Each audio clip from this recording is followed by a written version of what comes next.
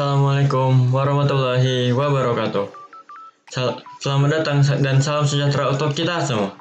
Perkenalkan, saya Ferdi Chandra Darmawan dengan NPM 2413025003, mahasiswa dari Program Studi Pendidikan Teknologi Informasi Angkatan 24A dari Universitas Lampung. Dalam video kali ini saya akan mencoba memaparkan materi mengenai ekonomi syariah sebagai bagian dari ujian tengah semester mata kuliah pendidikan psikologi. Selamat menyimak, dan ini adalah tampilan dari mapping yang telah saya buat.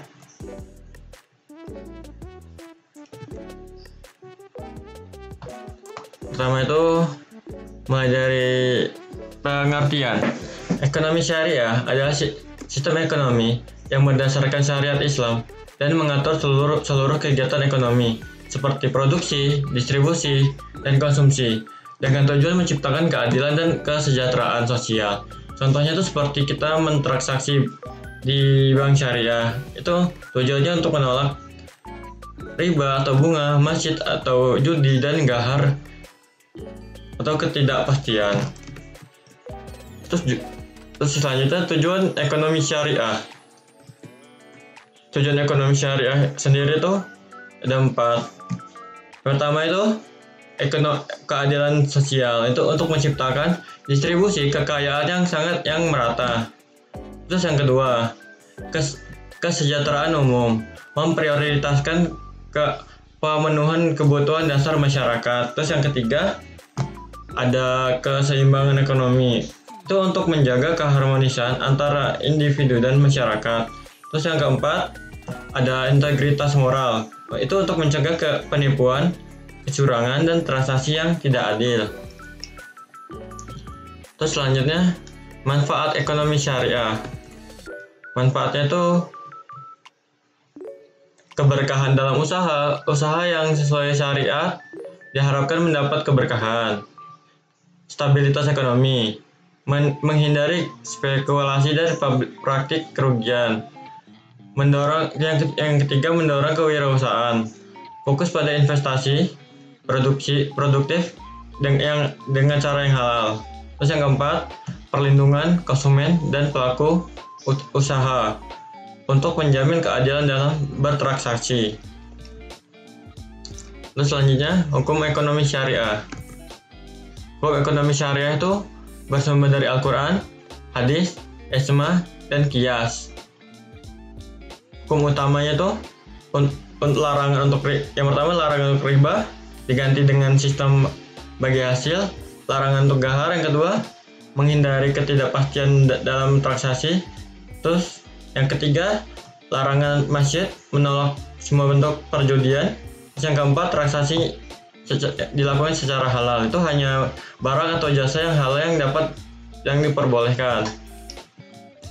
Terus selanjutnya, prinsip ekonomi syariah. Prinsip ekonomi syariah itu berlandaskan dengan tauhid. Semua kegiatan ekonomi didasarkan pada iman kepada Allah.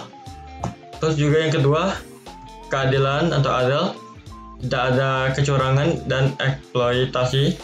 Terus yang ketiga, maslahat demi kebaikan dan kesejahteraan umum. Yang keempat, tawa'un, bentuk kerjasama, saling bantu melalui sistem syariah. Terus yang kelima, amanah. Amanah itu dapat dipercaya dalam menjalankan tanggung jawab secara jujur. Terus yang keenam, takaful atau tanggung jawab sosial. Itu bisa melalui zakat, infak, dan sedekah. Terus ada pula karakteristik ekonomi syariah. Itu berbasis pada niat Islam yang bersumber dari Al-Quran dan Al-Hadis. Itu yang kedua, mengutamakan keadilan dan keseimbangan dalam bertransaksi. Terus yang ketiga, menghindari riba, gahar, dan maksiat. Terus yang keempat, mendorong investasi produktif dan halal. Dan yang kelima, menggunakan sistem bagi hasil. Terus yang keenam, mengedepankan instrumen sosial seperti zakat, infak, dan sedekah. Terus perbedaan ekonomi syariah dan ekonomi konvensional itu ada 4 yang saya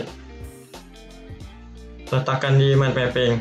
Yang pertama itu manusia sosial namun religius. Terus bedanya itu manusia sosial saja.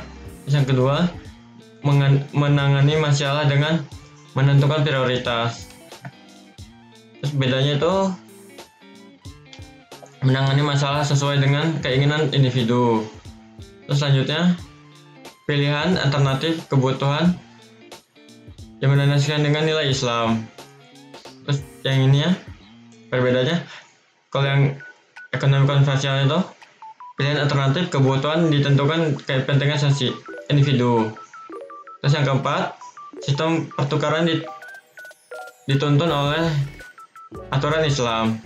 Bedanya ekonomi dari ekonomi konvensional itu, yang keempat, sistem pertukaran dituntun oleh keinginan atau kekuatan pasar. Demikian pemaparan materi singkat mengenai ekonomi syariah. Semoga apa yang saya sampaikan dapat bermanfaat dan menjadi bagian dari pembelajaran yang bermakna. Tidak hanya untuk memenuhi tugas, tetapi juga untuk membentuk cara pandang yang lebih adil dan spiritual dalam memahami ekonomi. Terima kasih atas perhatiannya dan waktunya. Wassalamualaikum warahmatullahi wabarakatuh.